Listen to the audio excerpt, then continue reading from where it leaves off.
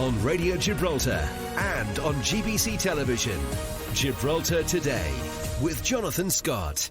Our relationship with the European Union is still the subject of ongoing negotiations, along with the UK, Spain and EU officials.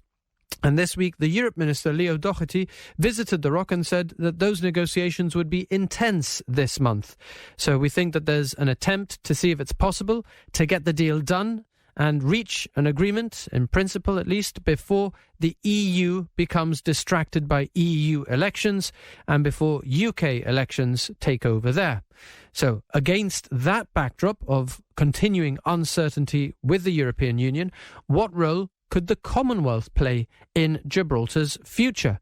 Well, here to discuss that is Jared Peralta, who is the Country Director in Gibraltar for the Commonwealth Enterprise and Investment Council. Good afternoon, Mr. Peralta. Good afternoon. Thank you for having me. So, do you want to start off by telling us a little bit about the organisation you represent? Yeah, so like you just mentioned right now, we are the business arm of the Commonwealth. So we have the mandate by the Commonwealth Heads of Government meeting. They meet once every 2 years, and in that sitting, they set out the objectives for the Commonwealth. So part of that mandate was to promote Commonwealth trade between countries, and the obvious question is, why the Commonwealth? So the Commonwealth is 56 nations, 33 of which are small island states. So we have some common issues that we face together, and obviously the strength in unity. So between Commonwealth countries, you have common law, which is one of the founding principles. You have democracy and some of the principles instilled in that. So all these commonalities actually makes it a bit easier to trade between countries, not least because they have simplified visa regulations between them. And if you're looking at Africa, for example, they're one beside each other and it's easier to trade amongst them. I suppose the English language plays a role there as well? Absolutely. It's much easier to deal with someone that speaks the same language. Okay, and what role does the Commonwealth of Nations play for Gibraltar today, and what role could it play in the future? Yeah, absolutely. It's important to reflect back. So Gibraltar left the European Union with the UK, so naturally the question is asked, where do we look to next? And the Commonwealth covers a quarter of the world's population, most of which are young, and there is a need to diversify the economy, so why not the Commonwealth? So in 2021, we set up the Gibraltar office, which is located in Casemates Barracks, and the objective that we have in that office is to help Gibraltar businesses expand into the Commonwealth, but also the other way around, so Commonwealth businesses looking to expand into Gibraltar. Okay, and when you look at the future, then is there scope for more business to be done with the Commonwealth nations? And I think, having looked at the UK, for example, there's a heavy focus on doing business with 5 countries in particular: Australia, Canada, India, Singapore and South Africa. Is there a similar focus here?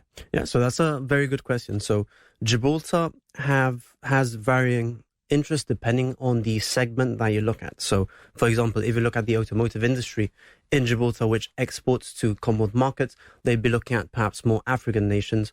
You're looking at financial services, then you may be looking at the Singapores and the Canada of the Commonwealth. So really, the answer depends on what industry you're looking at in Gibraltar. And is there interest, has there been increased interest, shall we say, from those different sectors in the Commonwealth post-Brexit?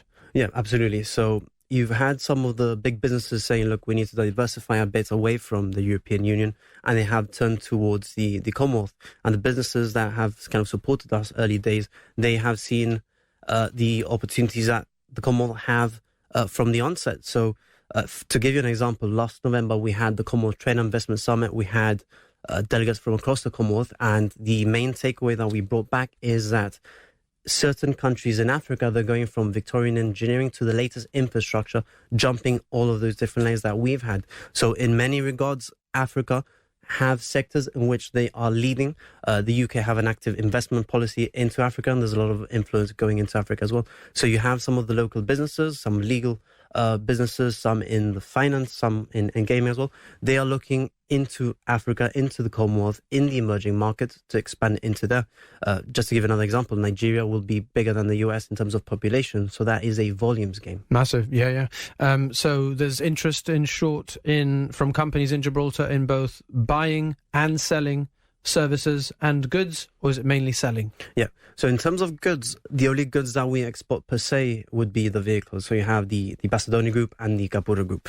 So funnily enough, we went to the Commonwealth Business Forum a couple of years ago, and outside the conference we saw an ambulance. And he looked at the little stamp and it said TGS, Toyota Gibraltar Stock Holdings. So you have an example of how little Gibraltar has potentially a big impact into Commonwealth countries.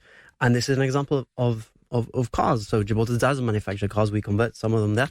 So between Capurro and Vasaloni, you have a prime example of how little Gibraltar can have a major influence into the Commonwealth. But also you have the services sector. So that's the bulk of our economy. And we must note that Africa is a developing country and we are highly developed in many regards. So that means that we can help them develop different frameworks, be it fintech or otherwise. So we have the opportunity of selling our kind of a knowledge that would come in with the legal services, with the regulator. The government may wish to support as well. So we have the opportunity to help those developing countries kind of raise their bar in terms of how the economy is shaped. And if you look at, for example, Ghana, they are trying to remodel their economy. They're looking into gaming, they're looking into different sectors of which we are already very successful. So there does exist the opportunity of sending our businesses there, kind of help them out, set them out. And then on the other side, you have some operators in Gibraltar actively looking to expand into Africa. And one of the vehicles in which they can do so would be through the CWEIC Gibraltar office.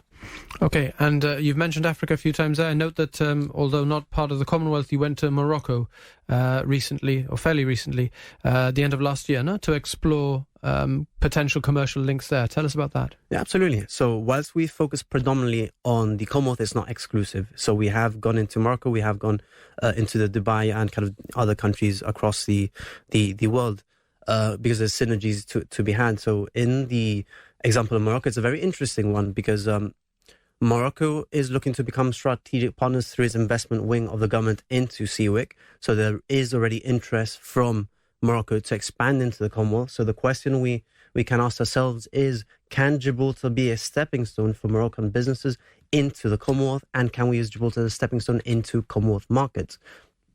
Okay, so let me ask you a little bit about the role played by the former governor, Ed Davies, who's your chairman, and also your relationship with the government of Gibraltar, because you've had a number of events that have seen keynote speeches by government ministers. Yeah. So Ed Davies is the chair of the Gibraltar office. He comes over to Gibraltar about 4 times a year.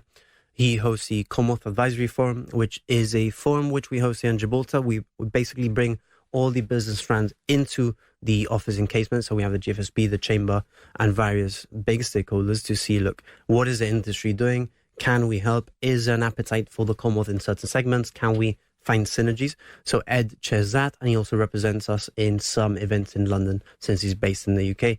And on your question on government support, the government is hugely supportive. It's thanks to them that the office is open. It was inaugurated in 2021 by the Deputy Chief Minister and Lord Marland, who is our chairman of CWEIC. So if you look at the past couple of years, just in November, we had Minister Arias Vasquez in London on a panel discussion at the Commonwealth Trade Investment Summit highlighting Gibraltar. She also participated in a roundtable discussion alongside representatives from CWEIC. So what you have basically is a stage, and in front of that stage you have delegates from across the Commonwealth, so about 300 or 400 delegates, and it's an opportunity for small Gibraltar to have a Gibraltarian minister or a Gibraltarian panelist showcasing Gibraltar on the international stage on par with ministers from countries who are much larger than us. And you've mentioned a number of companies that I understand to be strategic partners of yours, and perhaps you can tell us, for somebody who may have been interested, you may have piqued their interest during this interview, trading with Commonwealth partners, you say is cheaper than trading with other countries if you're looking at sort of international business. Give us a sort of a summary just to round off about why they should consider partnering with you. Yeah, so CWEIC is a membership organization, so you have to be in the membership to access kind of our services. So we sit on the business to business, business to government triangle, And when you're kind of expanding into different countries, such as Africa, it's difficult to sometimes do business. So we cut off through the red tape. We go direct to source. So it's much easier to do so when you have people on the ground. So I'm the director of the Gibraltar office. We have in Ghana, Nigeria, Kenya, we just opened. So we have across the Commonwealth. So any organization there in Gibraltar with an interest to expand into the Commonwealth, reach out to me and let's have a discussion and see if we can help you expand. Gibraltar Today with Jonathan Scott.